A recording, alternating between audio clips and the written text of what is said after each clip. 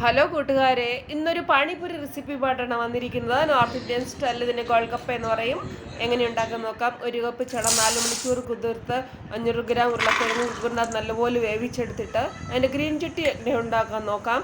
അരക്കപ്പ് പുതിന, അരക്കപ്പ് കൊത്മീർ, 2 പച്ചമുളക്, ശകലം ഇഞ്ചി, ഉപ്പും വെള്ളവും വെച്ച് നല്ലപോലെ അരച്ചെടുത്ത് ഇൻസ്റ്റാൻറ്റ് പാനിപൂരി മസാല എവറസ്റ്റ് കമ്പനിയുടെ 2 സ്പൂണും ഇട്ട് ഒരു നാരങ്ങായി ഒഴിച്ച് കഴിയുമ്പോൾ ഗ്രീൻ ചട്നി റെഡി.